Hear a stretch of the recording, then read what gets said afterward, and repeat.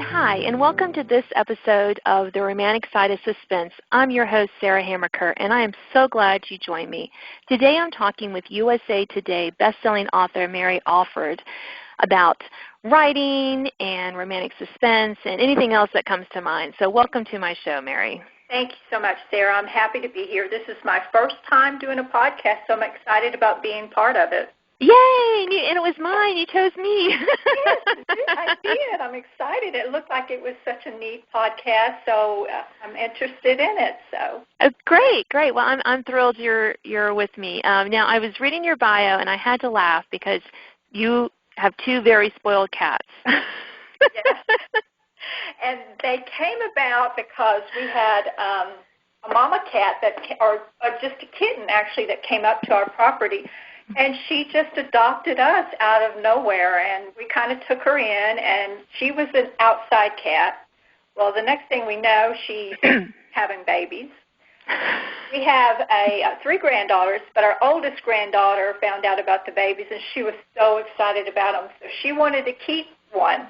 We told her we'll keep one, and she couldn't decide between two. So we have two cats and then the mama cat. But the mama cat, we've kind of lost her. But we still have her two babies, and they are so spoiled. They are so much fun to watch, and their personalities are so different. It's just amazing. But they are hilarious. Are they a boy, a girl cat, or? I have a boy and a girl, and the boy is called Chub Chub. My granddaughter named both of them, and she thought he looked like a little chubby ball of fur, so she named him Chub Chub, and the other is Crystal. So they are sweet, funny. And they're fun to watch. We spend a lot of time watching them, and they're just entertaining. I'm just laughing, Mary, because before I came down to record this podcast, I threw one of our cats in with my husband. He's back in our bedroom working, and I said, you got to keep her because she's so loud. She'll just be meowing outside my office door because she can't stand it when doors are closed and she's not in there. But we have her litter mate as well, her brother. We adopted the two kittens, and yeah, they're different as night and day. They look different. Their personalities are different. We actually have a third cat instead of a dog like you. But it's funny. They do provide hours of enjoyment for all of us, and they are so much fun. And the dog, he's hilarious. He goes with us to Colorado each year, and he is just so funny because he will get in the back of our car, and he will sleep almost the whole way there. If we stop or anything, or if we slow down when we go through a small town or something, he'll get up and look around, and then he'll sit back down and go back to sleep. I'm like, I wish I could do that. I know. That's the way to travel, you know. Just sleep. I know. I was just talking to my two middle school boys this morning, and I was taking flannel sheets out of the dryer. I said, oh, these feel nice and warm. I said, and they're like, oh, yeah, don't put them down. The cats will get on them. And then he's like, I want to be a cat and just sleep like all day. Oh, that's a nice instead of doing school. I'm like, yeah, but that wouldn't be very exciting because, you know. Bored with it after a while, I do. Yeah, they don't, because cats don't, that's all they live for is sleeping and chasing each other around. Anyway, it's just kind of funny. And, we have other interests other than that. So. Yes. But some days I get it. You just want to curl up and just sleep and forget about everything else. So absolutely, especially if it's a nice cold day out and you don't want to have to get out. It's just curl up with a good book and that's it. Yeah, I know. Yeah, and we always say, if you're cold, throw a cat on. Exactly. Yes. They're always complaining about how cold it is in our house. I'm like, just get a cat. Yeah, there you go. Well, there's three. I mean, there's 7 of us in the house, so there's almost enough to go around. So it works out pretty well. Time to time. Yeah, they can share. So why now, since this is a podcast about writing romantic suspense books, we should probably talk about writing, Mary. So why did you start writing romantic suspense? What was the catalyst? Well, I guess as long as I can remember, I've always liked to read. And I don't even remember when I started reading. I just remember when I was little that I would read every book in our school library. And then I started reading Nancy Drew, of course, and the Hardy Boys, and that just that was it. I loved the mystery and the suspense of those, so that was it for me. And then from there, I graduated to Victoria Holt, Phyllis Whitney, Mary Stewart, and, oh, man, that was it. So I was probably a teen or preteen when I first decided I wanted to try my hand. It looked so easy. So I started, and I wrote my first, and it was just terrible, let me just say. It's probably been destroyed by now, but it was, full of cliches and sappy romance, but it lit a fire in me. Those stories lit a fire, and just going through the writing process, and I knew that's what I wanted to do. Of course, life has a way of getting in the way sometimes, so there was many years that fell in between before I actually continued writing. And then in 2012, I entered a contest through Love Inspired Suspense, and it was So You Think You Can Write. And it started out with just writing a query letter, and I did that, and I got chosen. And from there, it went to a synopsis, a couple of sample chapters, the full manuscript, and then I ended up selling, and I was just like, unbelievable. It was like a dream come true. And that was in 2012. So I've been writing for Love Inspired ever since, and it's amazing. I just love it, and it's just they're a wonderful place to work for, and the editors there are very challenging. They will make sure that the book is good and perfect before it's ready to go out, and they challenge you as a writer. So that's nice. I enjoy that. And do you write for any other line, or is it you mostly write for the Love Inspired line? Mostly, I've written a couple for Annie's Fiction has a line, and they're like you subscribe. It's a subscription series, and you subscribe to the whole series. And I wrote a couple of Amish suspense for them. I've recently contracted a book through Revell that's going to be out next year.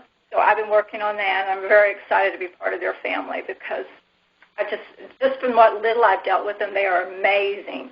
And the editor there that I'm working with, Rachel, is just amazing as well. So I'm very excited about that and excited to be able to work with a bigger book. It's going to be an 80,000-page book, so it's a little bit more challenging, but very fun to do. And I also have been doing a little indie publishing as well, which kind of fun. You kind of get to choose what you want to write about. You can do what you want to do, and it's fun.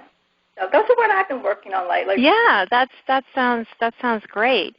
So I noticed that you write, you write Amish romantic suspense. How did you get started in writing Amish? I see you live in Texas. You don't normally think of Amish communities in Texas. It's like, I think one community, it's in Beeville, and it's very small. I guess when I really started out writing for Love Inspired, it was just Christian suspense. Mm-hmm. And then I started reading some Amish suspense, and some of my fellow authors, like Dana Lynn, she's really good.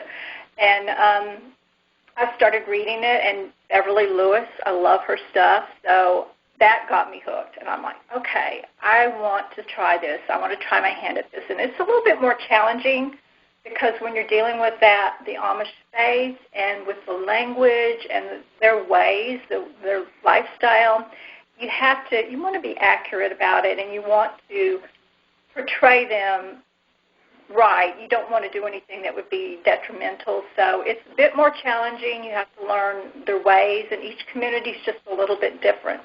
So it's been interesting, and it's been a lot of research. I've enjoyed it a lot, and it's just a challenge, a little bit more of a challenge. So I enjoy that.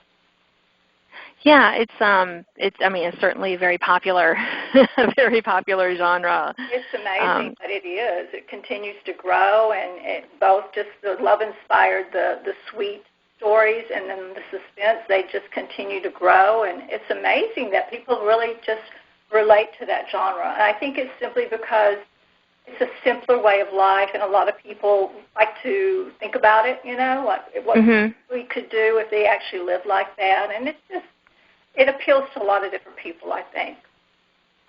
Yes, yeah. But it must be challenging, to write suspense set in that those communities. What are some of the challenges that you find writing?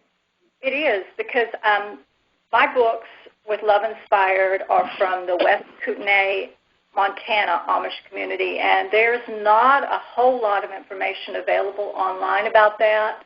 I do have a couple of people that live in that particular area that I know that help me out a little bit, because, like I said, each community has different rules and things, so you have to kind of at least try to get it as authentic as you can. So I do have research through friends, and I have research online, and it's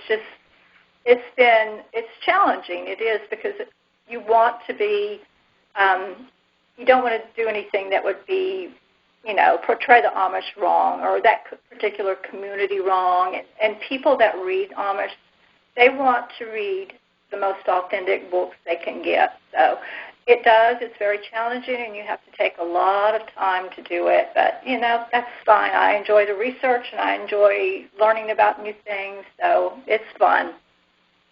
And I think that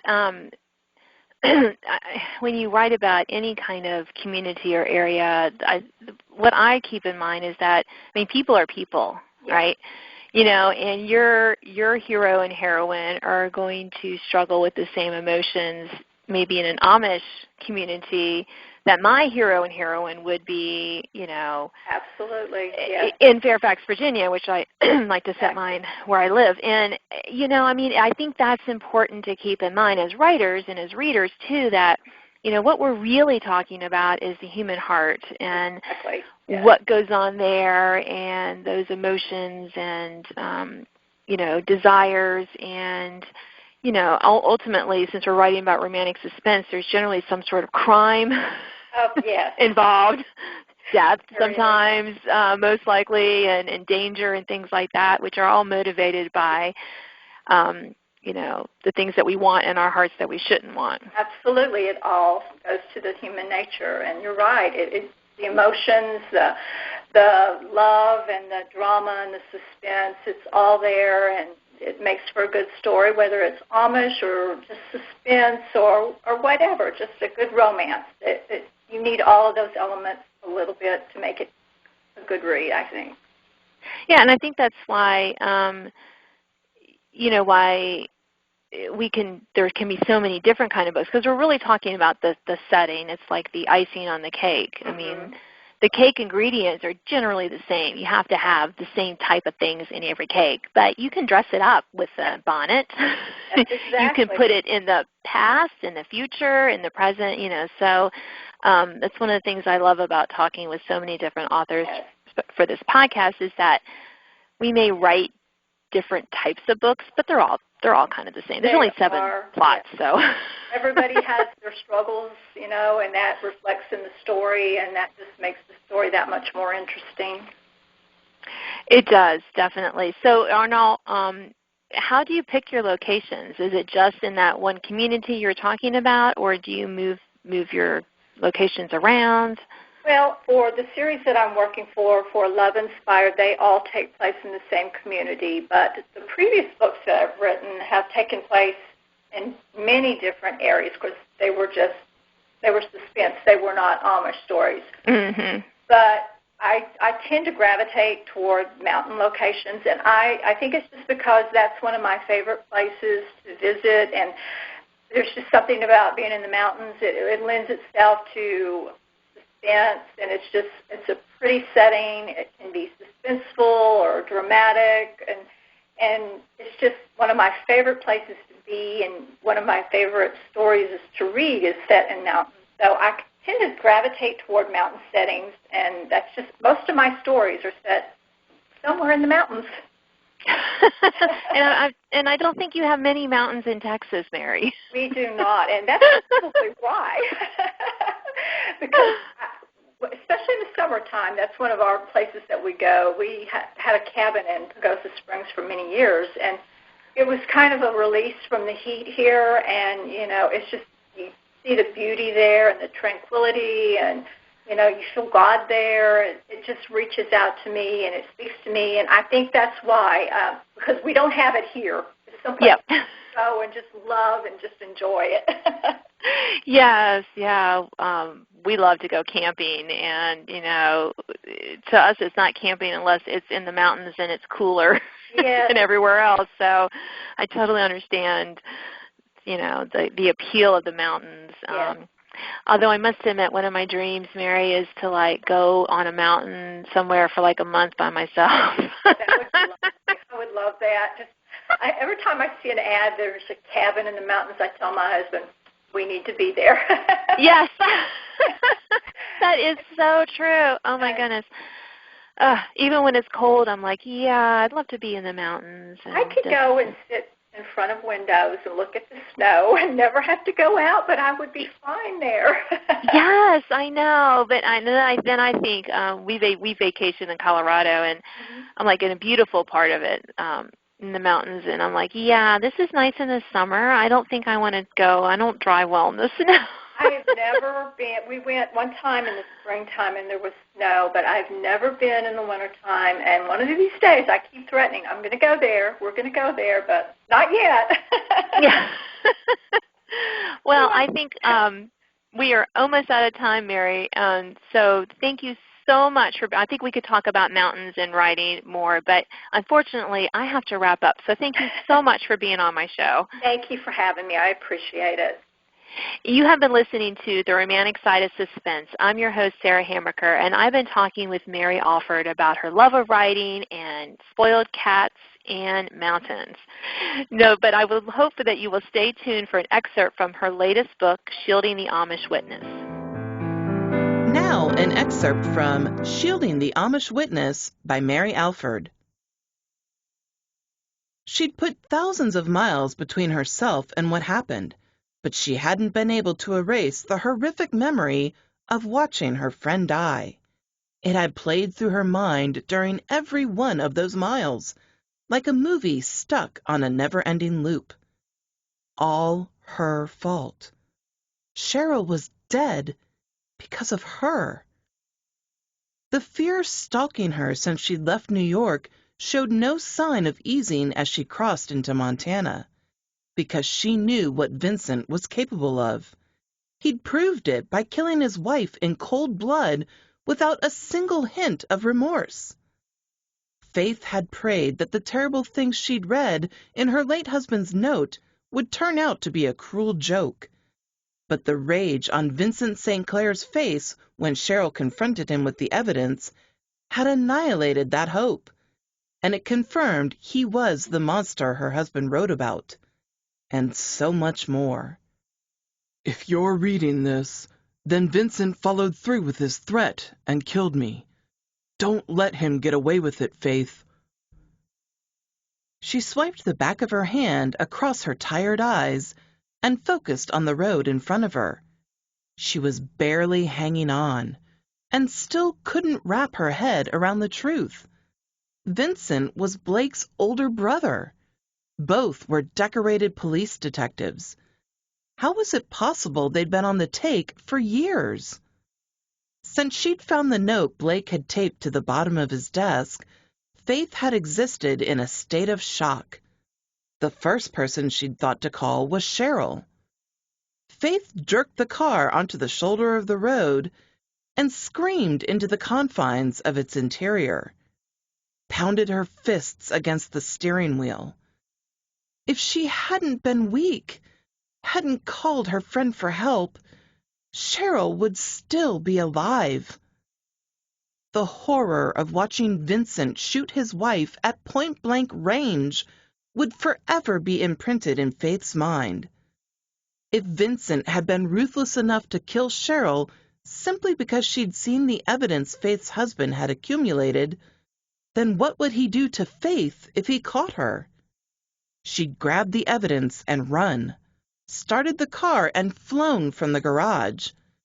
She'd been so certain Vincent would shoot her dead right there. But God had protected her. She'd gotten away, but she'd been looking over her shoulder ever since. I'm so sorry. A broken sob escaped. Her heart drummed away the seconds while she glanced around at the isolation of the countryside and shivered. Sitting still was dangerous. 38 hours ago, she'd barely escaped with her life. But it wouldn't end there. Vincent knew she had evidence that would put him away for a long time. He'd follow her to the ends of the earth to silence her. Faith eased the car back onto the road and punched the gas. Staying alive meant quickly getting the car out of sight. Vincent was aware of the type of vehicle she drove. He'd find a way to locate her. Every second she was out in the open, her life was in jeopardy. Her gaze landed on the cell phone in the cup holder, and a terrible truth dawned. As a detective, Vincent would know how to track her phone. He could be following her now. Faith grabbed the phone and powered it down, praying it wasn't too late. She topped a hill. The snow flurries that had begun almost from the moment she crossed the state line continued to strengthen. An early spring storm was approaching. Her fingers dug into the steering wheel as she drove through the deteriorating weather. More than anything, Faith hated bringing this nightmare to her sweet Amish grandmother. If there had been any other option, she would have chosen it instead. A set of headlights struck the rearview mirror, momentarily blinding her. Faith whipped around in her seat. She hadn't seen a soul in hours. The wide-open territory surrounding the Amish community of West Kootenai was sparsely populated. There were few travelers, especially after dark, especially in this weather. Her stomach plummeted. Was it Vincent?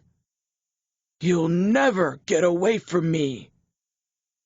Vincent's parting words had felt more like an omen. Tension bunched her shoulder blades while she strained to see more details on the vehicle beyond the headlights. As far as she knew, her husband and Cheryl were the only ones who had knowledge of her Amish past in Montana. After she moved to New York, every time she mentioned once being Amish, she'd get asked dozens of questions about why she left. In the end, it was just easier to keep that part of her life secret.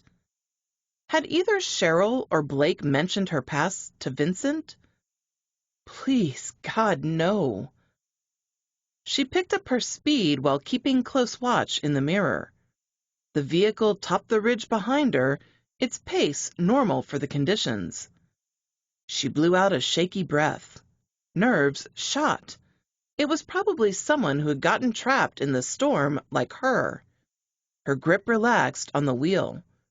She'd been jumping at shadows since leaving New York. The car's headlights picked up the sign nailed to a tree by the side of the road announcing the different shops found in the West Kootenai community. Almost home. Just a little bit farther. A wealth of childhood memories rushed through Faith's mind. For more than 20 years, she longed to come back.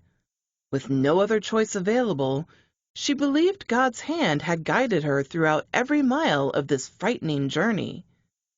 The Silver Creek Bridge appeared through the swirl of snow in her headlights. So many of her early childhood memories were tied to this creek.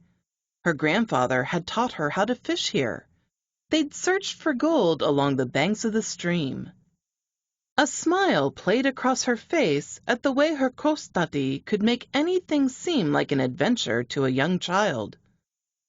Tires squealed close, and the sweet memories evaporated while goosebumps flew up her arms.